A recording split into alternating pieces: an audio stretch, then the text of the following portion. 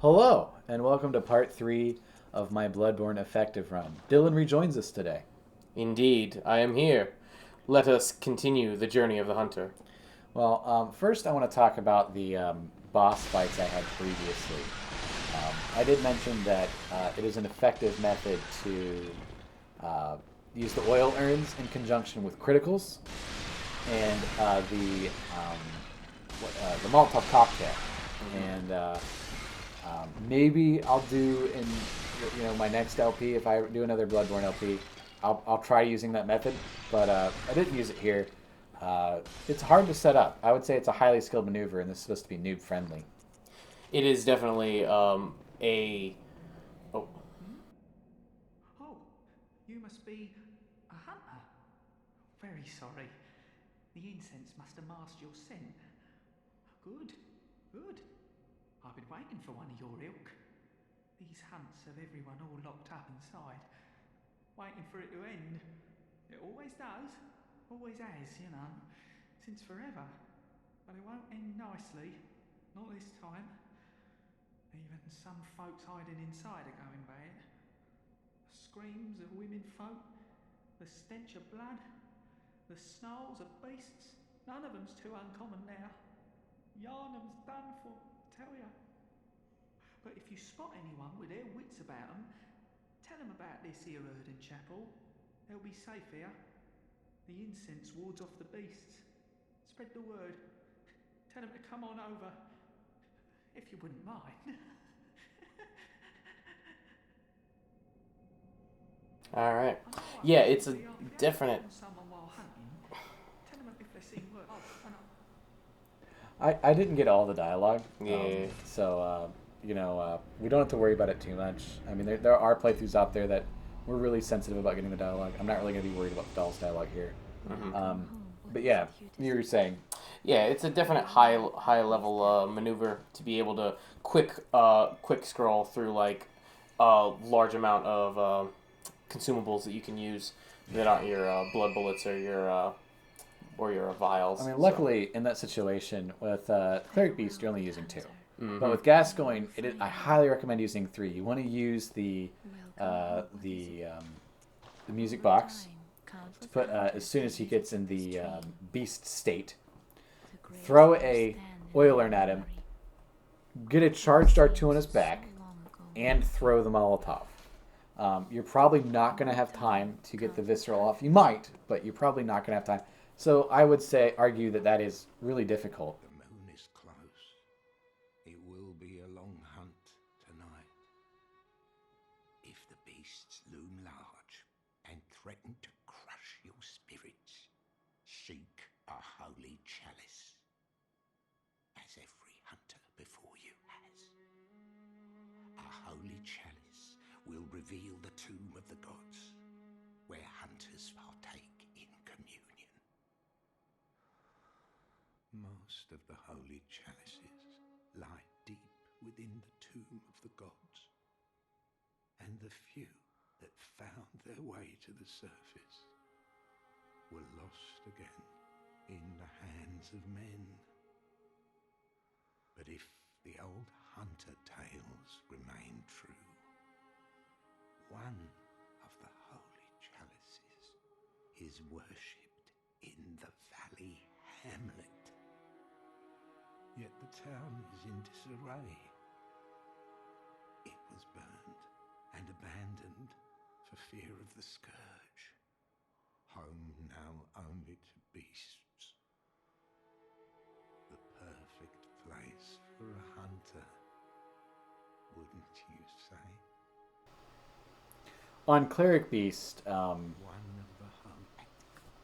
gosh, on Cleric Beast, it's definitely a lot easier. You can throw the urn, switch to the Molotov, and shoot him a few times in the face. Mm-hmm. And you definitely have time to get that throw and the visceral, or I guess, what's the word for it? I forget it every time.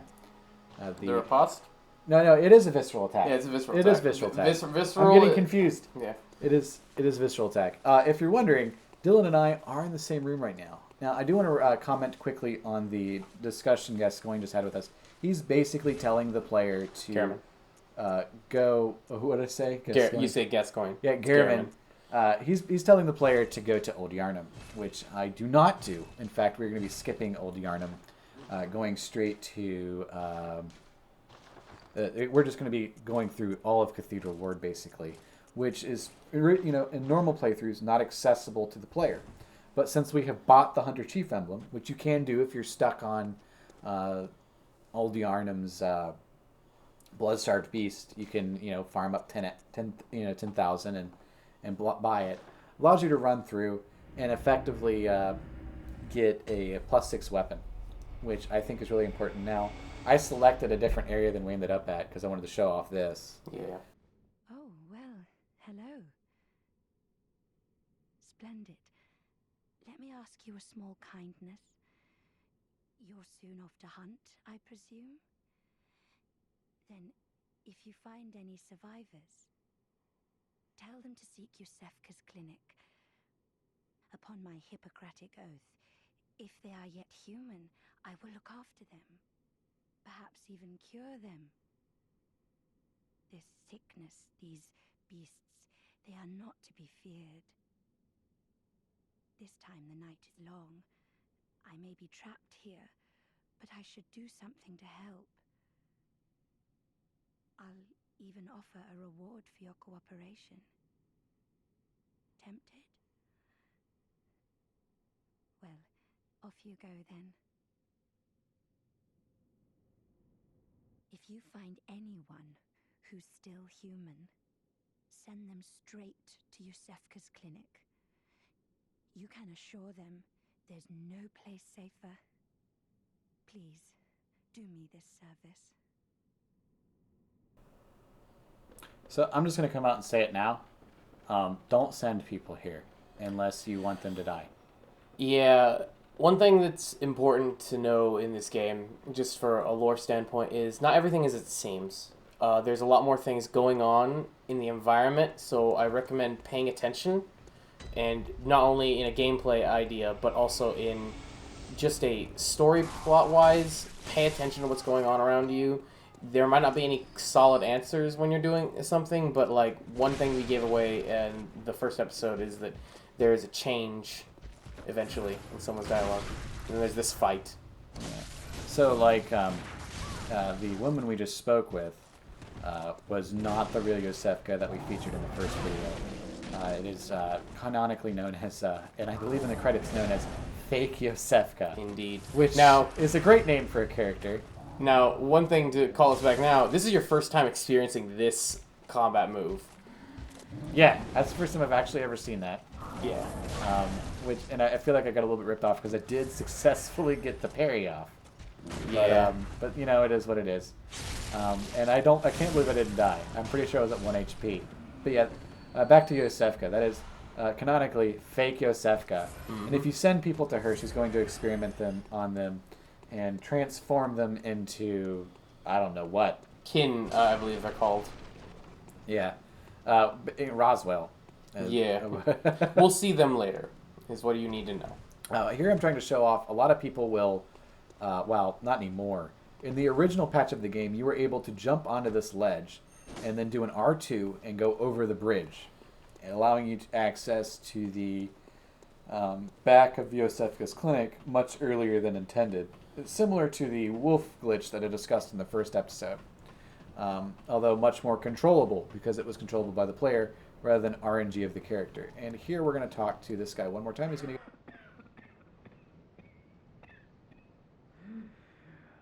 You needn't concern yourself with me. I'm afraid I'm of little help now. But before I take this, I make no use of it, but perhaps you.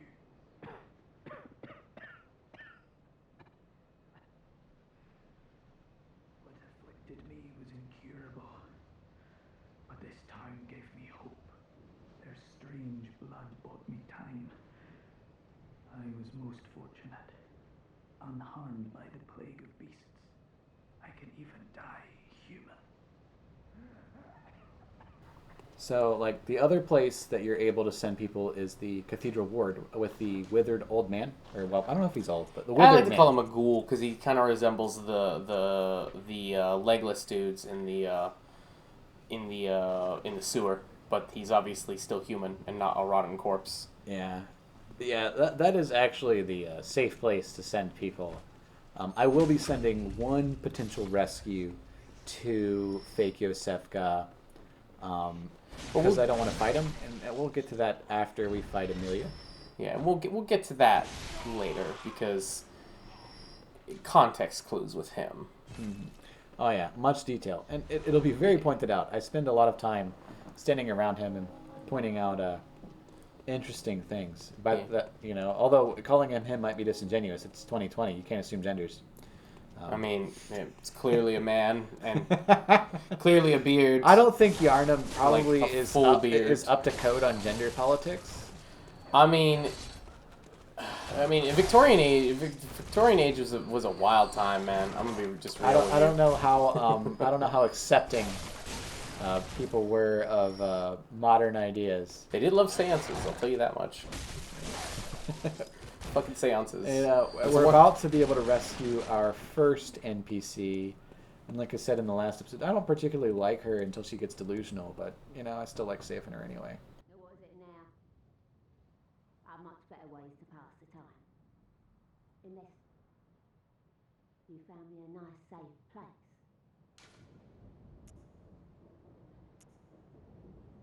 Well, what do you know? An outsider worth a lick of salt. Well, don't just stand there. Don't you have work to do? Go slit some throats.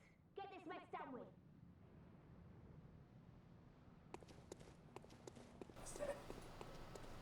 Oh, and we're back. Yeah. So just to warn you, Dylan, while we're here, this mic is really good at picking up noises. I kind of pointed it out in the solo video that I had you watch with Gascoigne, and it picked up my noises. So I put a towel over it. Yeah. So modern problems require modern solutions. Indeed. Yeah. Adapt, innovate, overcome. Yeah. And we're about to go back to the Hunter Stream, I believe. Yeah. Always back to the Hunter Stream. At this point, I don't think I've explored Cathedral Ward yet, but No. my goal is to make this weapon be a +3 weapon Indeed. by the end of this episode, and we get enough blood shards just lying around to make that happen. Yeah. And we get our first twin bloodstone shard at the end of the episode. Now, before I fight another boss, and that'll be highlighted more in the next episode, I'm going to have a +6 weapon, which seems ridiculous, I know, but you know, this is the effective run. Be efficient. I don't know about efficient, but effective. I'm proud to say I did this without actually farming. Nice. So I do try to point out, and I am going to point out places where farming can be done. But I am specifically doing this playthrough without farming to show that you don't have to. If you're like, I don't want to farm, you may be in a position where you need to farm blood vials if you're struggling on a boss. And, we've all been there. Like I said, that's one of the major failings of this game. You have the ability to lose. Ah, the hunter. Thank you. So that old girl, you told her about this place, right? Well, she don't offer me much in the way of conversation, but still, I'd rather see her alive anyhow.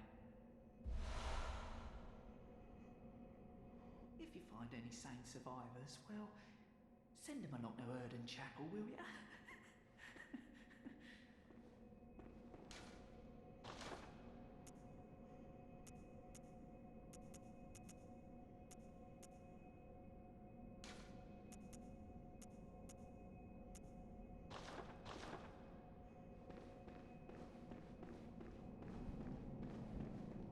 Oh no, I haven't forgotten. Do you think I owe you something? Well, that's a fine lark, I'd say. This whole mess that Yharnam's in, it's all your fault. Stupidity outsiders. Our blood's ruined, tainted by your ilk. Don't you come near me. I know your type.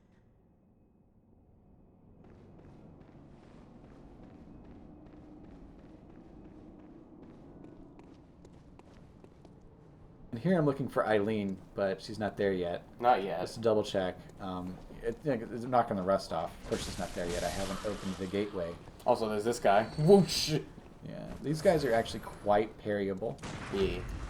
And if you don't parry them, I would say you're doing it wrong. And I show off the wrong way a few times and the cost of doing it wrong in this episode. I just, just parry them. They give bullets, and they give blood vials, and they give a lot of them. Also, context for on the ground, obviously there's a dead body over here, there's blood on the ground by these crows. They are clearly not only, they're taking off people who are hiding, they're taking off people who are just wandering around. The town's in a terrible situation, and these guys aren't helping, really. I like to think that the crows are actually normal size, and everybody else is just tiny. Sure, let's go with that. Alright, and parry and double whack. Their parry window is humongous. It is. It is very large. They are good practice enemies to help you, like, riposte, parry, whatever you want to call it. They're trying to put you in the mindset of the gun interrupt. I don't actually know what it is actually called. I'm not sure either. I just call it parry because it's what it is in Dark Souls. Mm-hmm. It's essentially counter-hitting them while they... I'll have to look that up. It's a counter-hit, it's a stagger, and then it essentially just grants you a good chance to get some good damage in. And here is the shield. As we can see, Will is showing it off. It's really not effective. It is a callback to the old series, to the other series before this, which was obviously Dark Souls and Demon Souls before it, which often had a lot of shield action. But in this game, mobility is the key. And positioning. We come across another very scary Church Hunter. The counter hit, the visceral attack, and he's down. And like I said before, watch out here, because bait. And we will get to see right there if you stand too long. We'll deal with that later. For now, we deal with another problem. In the vanilla version of the game, I had no idea why that was there. And it seems clearly planned that they were going to end up putting the DLC there at this point, or maybe it was originally cut content and they had other plans for it as like another alternate area. Yeah. It's also we'll deal with it when we get to it, but when you get a certain amount of insight, something will change here. But for now, dealing with this church giant, and oh my god, just his big scary axe, man. I honestly will say, when the opening of this fight in particular, I have never seen them jab before. I didn't know they had that much range. I thought they mostly just swung down rather than stabbed at you. But I have learned something new, and it is terrifying. Obviously, with these guys, it's kind of just you want to get in close and get in behind. And there's another strategy that we can see Will here is trying to do. He keeps aiming for the knees, if you notice. He keeps circling while he hits them in the back a lot. He's also going towards the front. We will get a good angle on this at some point of why that is. We've got some blood vials. So basically, I'll go ahead and talk about it now. Fair enough. The knee mechanic is when it does a heavy attack, and it's very noticeable, it'll lift its leg. I think it's its left leg, and comes slamming down. And what that causes is the top of its, I think, is it the tibia? What's the leg bone that's in the front there? I think the tibia and the fibia. For your calf, it's the tibia and the fibia. Yeah, tibia. So the tibia will pop out of its kneecap, which sounds awful and painful. Basically, it dislocates. I mean, these guys aren't feeling much pain. Some of them are rotting away. So. But if you hit that, it stuns them, and you can perform a visceral attack. So I have looked up what the parry is called, and it's just called gun parry. There we go. Gun parry. Yet again, the transform attack doing work. Doing so much work. It's nice. And yet again, we also see, like, these people are hearing you, and they're not seeing you. Counter shot. Counter shot. Okay. I'm never gonna call it that. Yeah, it's. Darn wiki not putting that in the front of the article. Counter shot. Mm-hmm. Gosh, that just it doesn't sound cool.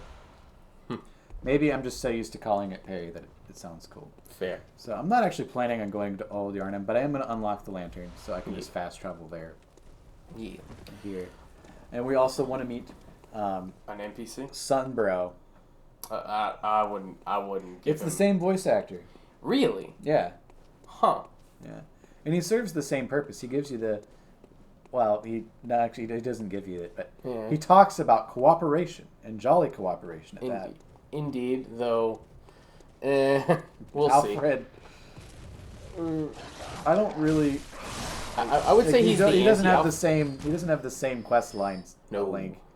I would, because if there was a way to prevent his death similar to the way to prevent Solaire's death, and then you could have him summon him for the final boss fight, which doesn't make sense either, because there are no NPC summons for the final boss fights. No, there is not.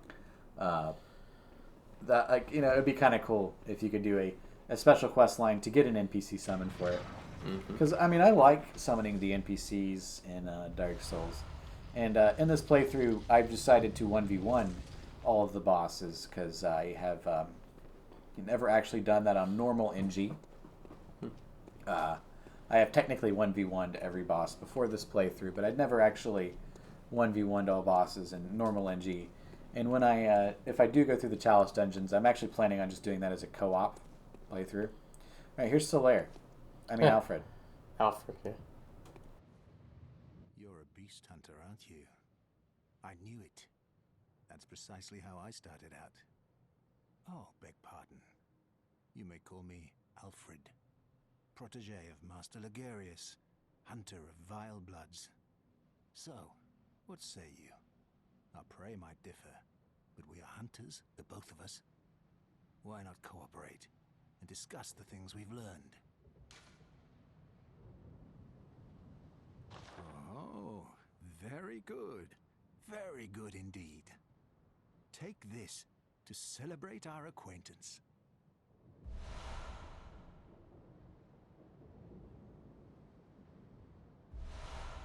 Beast hunting is a sacred practice. May the good blood guide your way. There must be oodles for us to share. Go on, just tell me what... As you know, the Healing Church is the fountainhead of blood healing. Well, I'm a simple hunter, quite unfamiliar with the ins and outs of the institution. But I have heard that the holy medium of blood healing is venerated in the main cathedral, and that counselors of the old church reside in the high stratum of the Cathedral Ward. If you seek blood healing, and the church is willing, you should pay them a visit. Byrgenwerth is an old place of learning, and the Tomb of the Gods, carved out below Yharnam, should be familiar to every hunter. Well, once a group of young Byrgenwerth scholars discovered a holy medium deep within the tomb. This led to the founding of the Healing Church and the establishment of blood healing. In this sense, everything sacred in Yharnam can be traced back to Byrgenwerth. But today, the college lies deep within a tangled wood, abandoned and decrepit. And furthermore, the Healing Church has declared Byrgenwerth forbidden ground. It's unclear how many of its scholars remain alive, but only they know the password that allows passage through the gate. I bid you farewell. It has been a pleasure. May the good blood guide your way.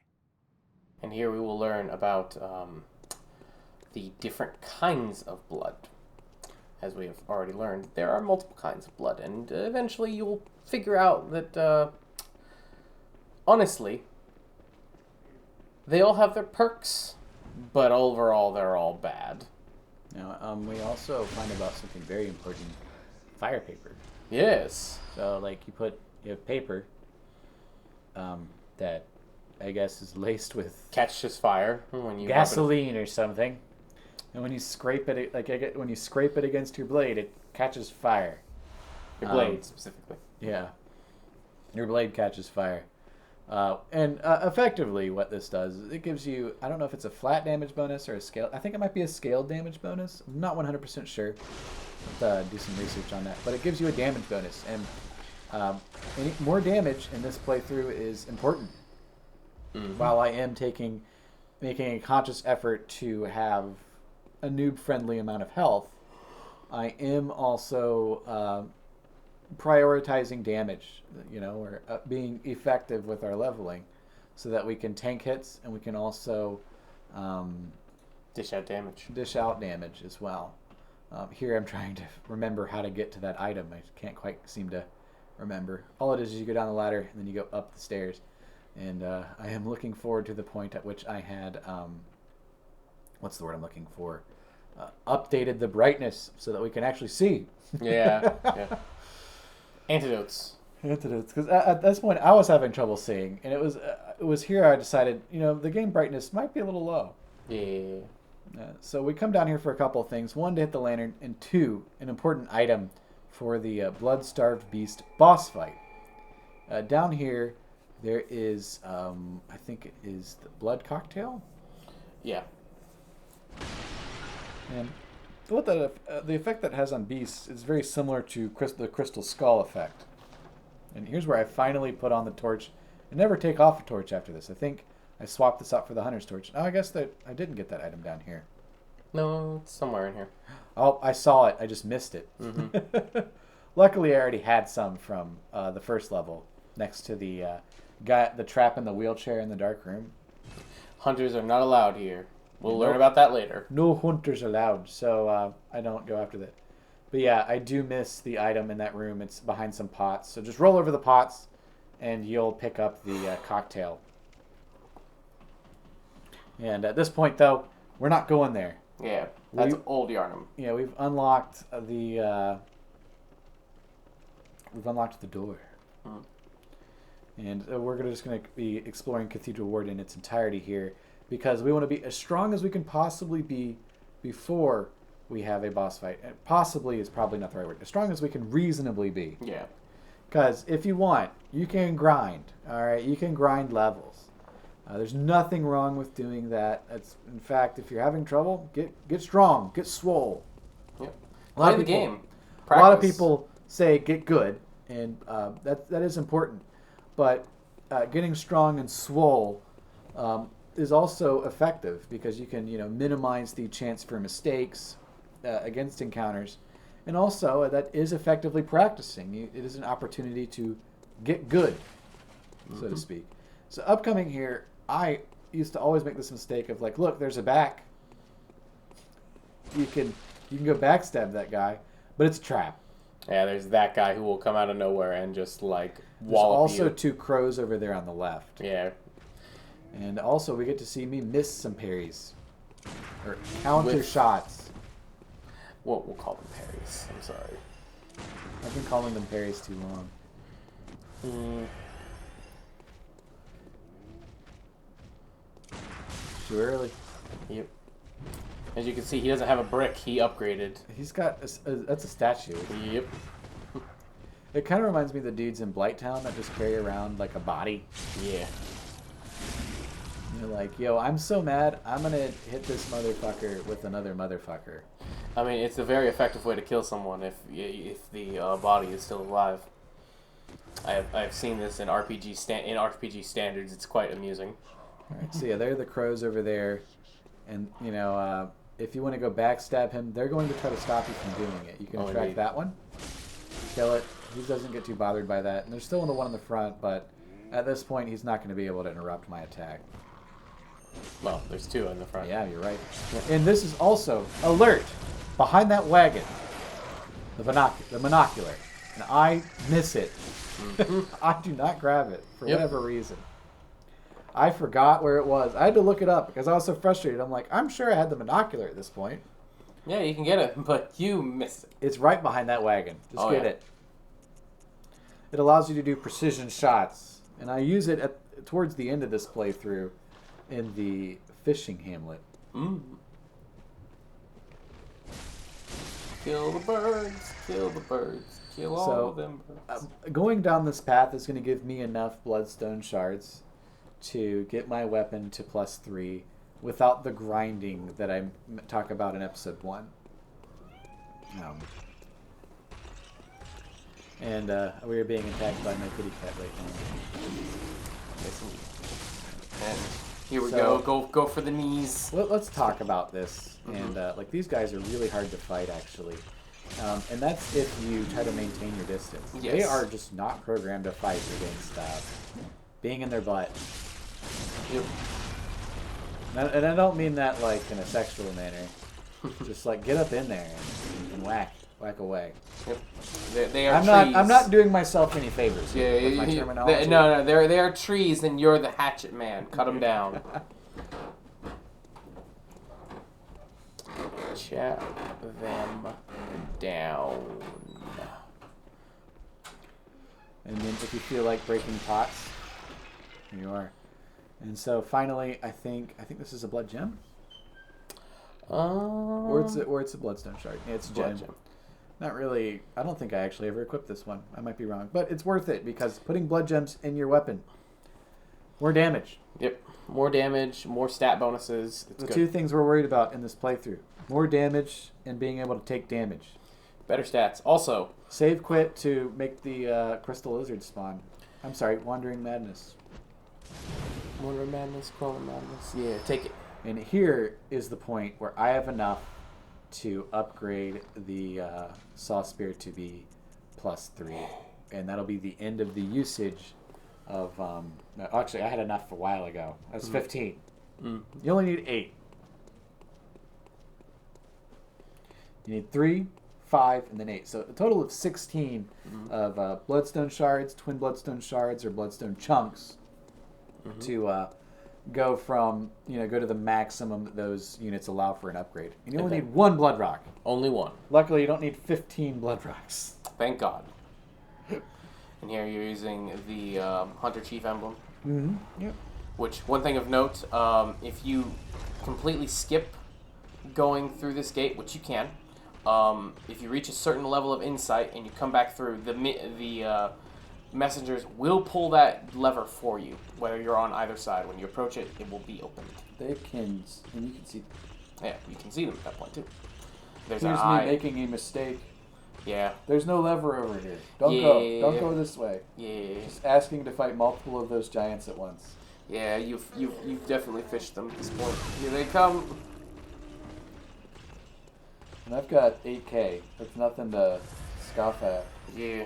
But even then, If one you're not thing- comfortable, you're not far from the lantern at this point, just go level up. Yep.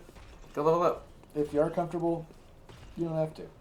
And remember, you can always get them back. That's one thing. So It's I, like in fact, am going to go back because I've got enough for my +3 weapon and a few levels. Because I was like, I could continue going through, and I'm like, wait a second. better This is damage. This is supposed to be noob friendly. Yep. Get some damage. So I need to make good choices. Get some upgrades. Get swole. Get huge. Shout out to Patrick Boyven of Pat Stares At. That Siderite scythe blade just sitting on the rack behind it. It's just like, I want. Oh yeah, Daddy so I did like. end up using that one. 'Cause Yeah. it is more damage. Siderite scythe? No, the blood gem Ah, yes. that I got from the chest. Yeah. It's pretty dope. And so now spend everything you can on levels, and then anything you can't spend on levels, sure, you can pop a Welcome home, good hunter. a blood item to get some echoes. I recommend though, just invest in your healing item. Invest. Mm-hmm. I only had enough for 1 level.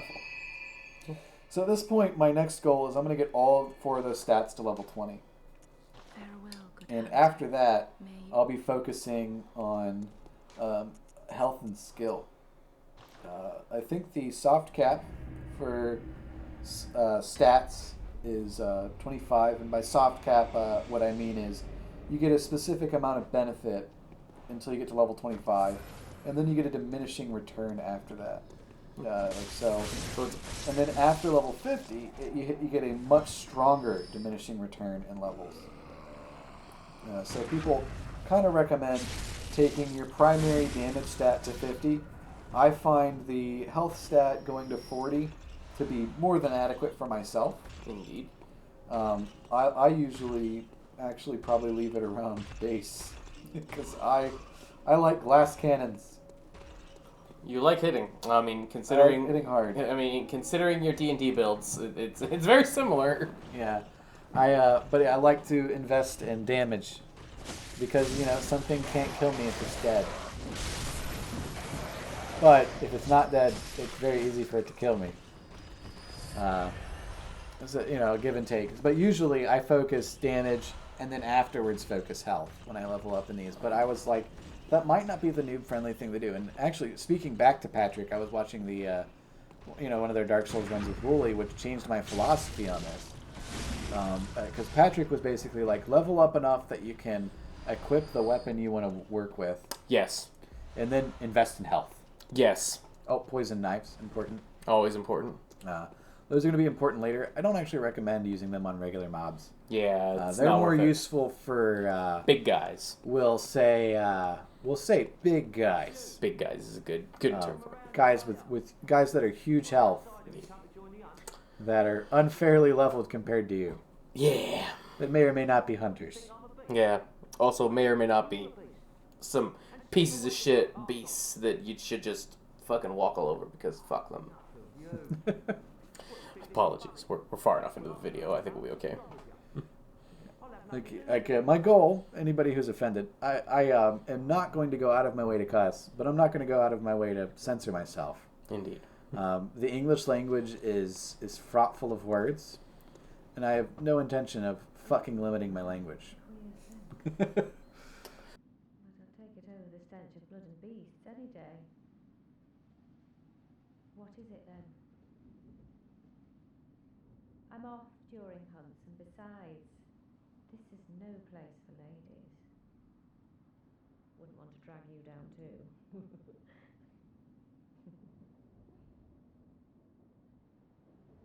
Indeed.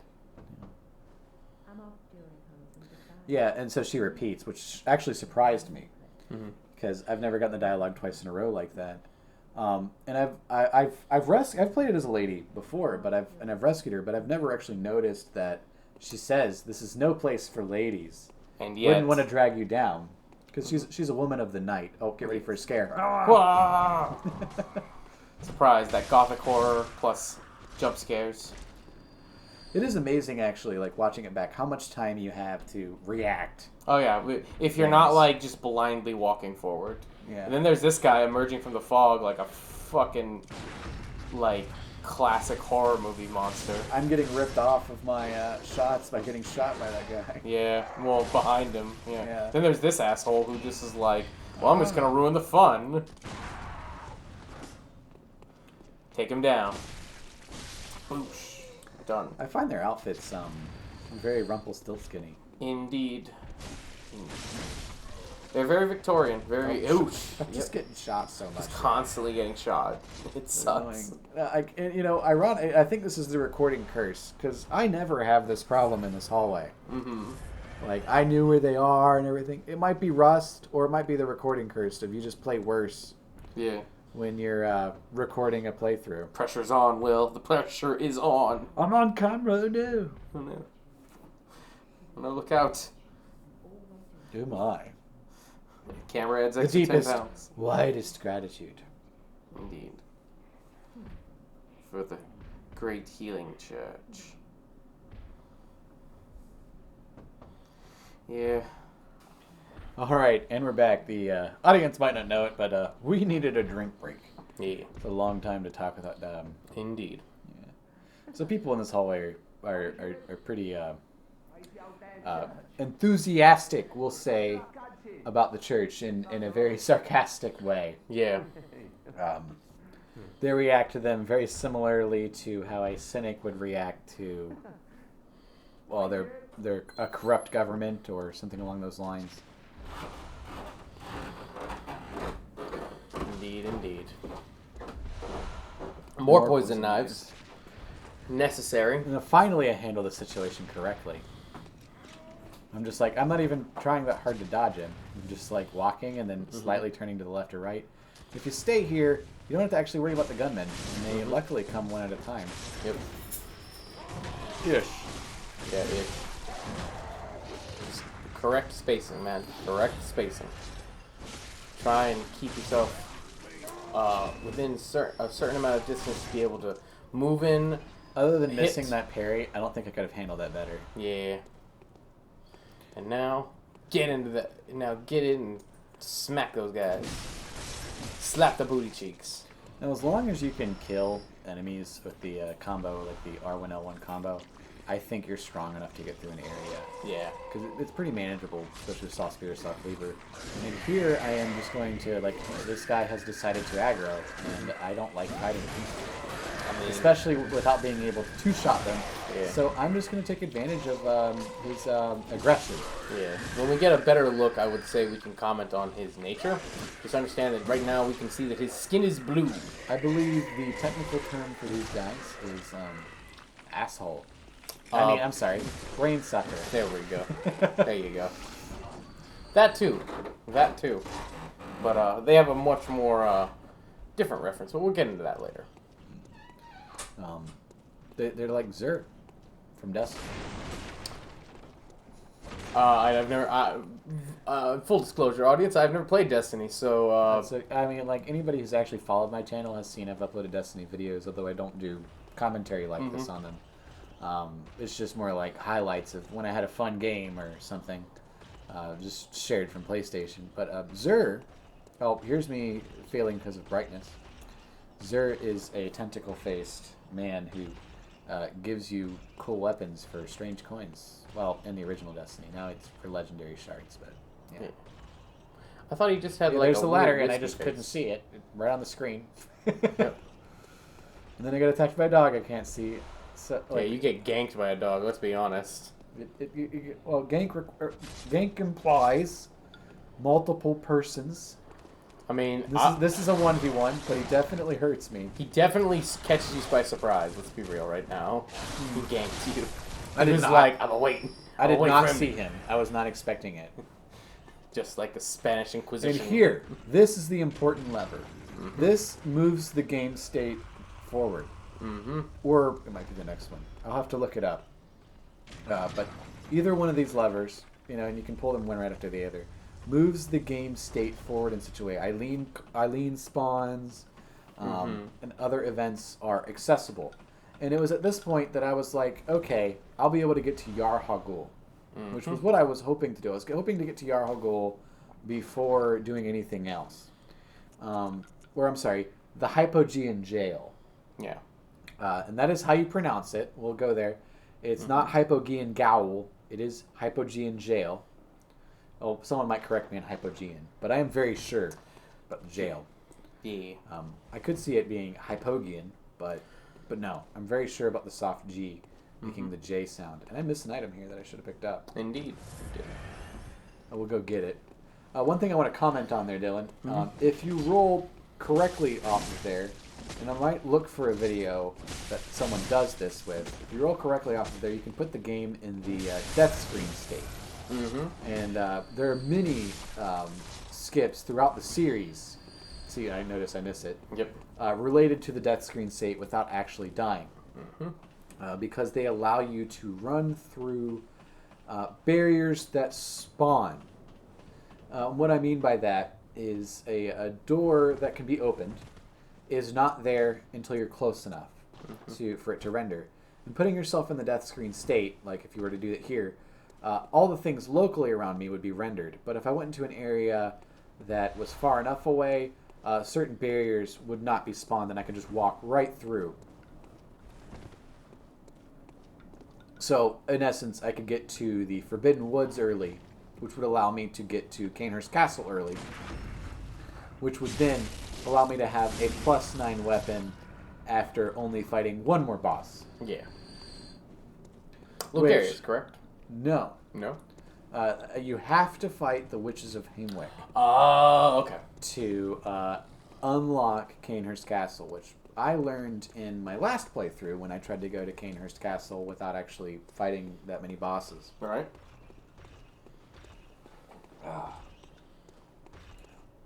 And, spoiler alert, there are no bosses in this episode. I've decided on a format where all of the bosses will be in their own episode.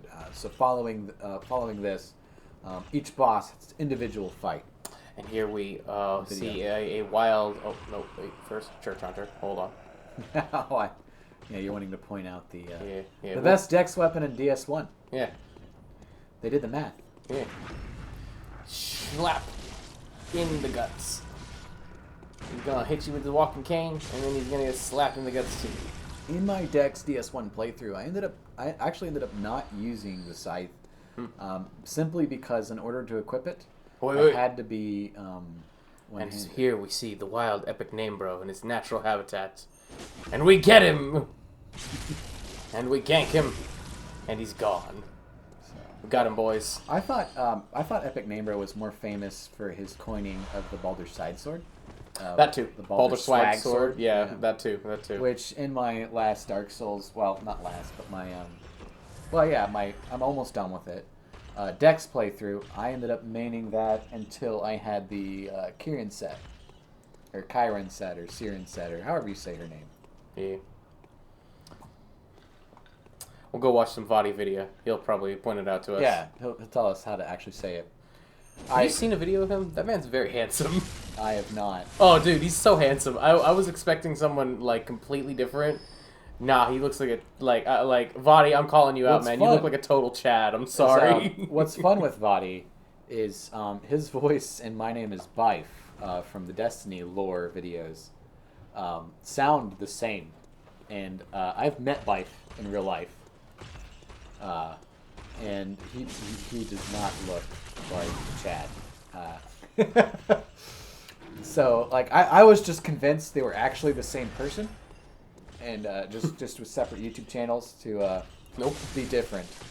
Nope. But they might still be. I haven't seen both of them in the same place at the same time yet. I mean, this is true. I mean, the video that I'm specifically thinking of was... technically haven't met Vadi.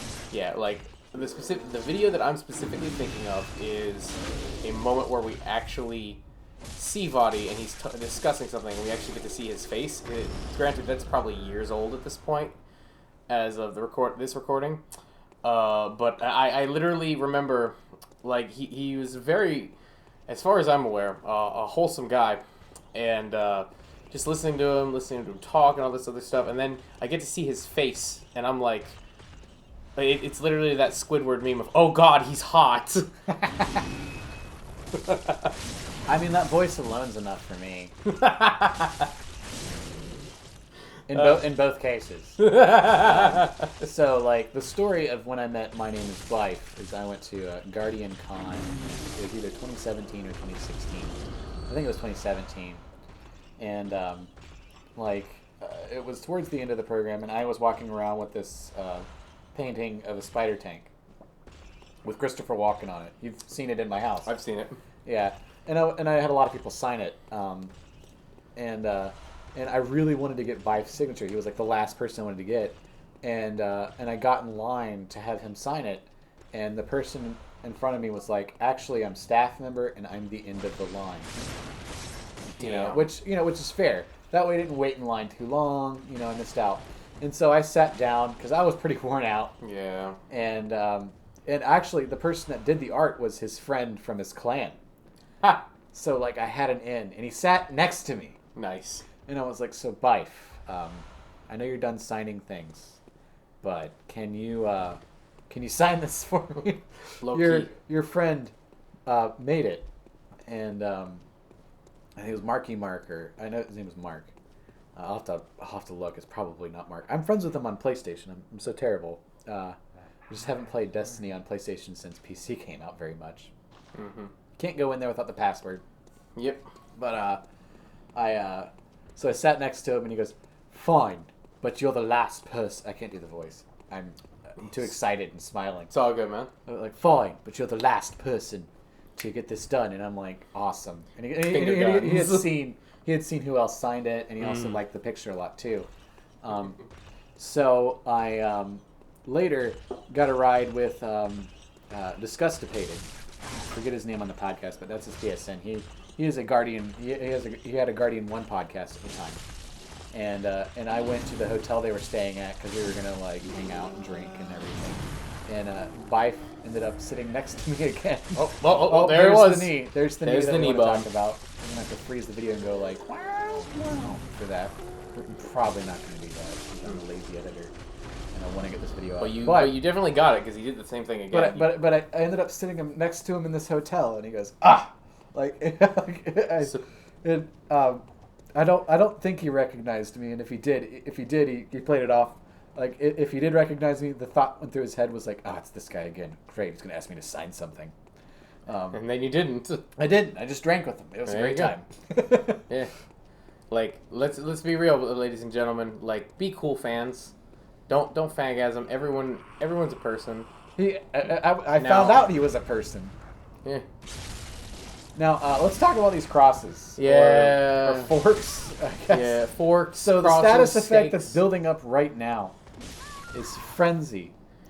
And he just killed me, so we don't actually get to see its effect. But what Frenzy effectively does is it builds up and builds up and builds up, and the higher your insight is, the worse off you are. Oh, yeah. And when it caps out, it'll take 70% of your health. Yes. I believe that is the exact number. And that is your total health. Not your just total health. Not your remaining health. Your total health.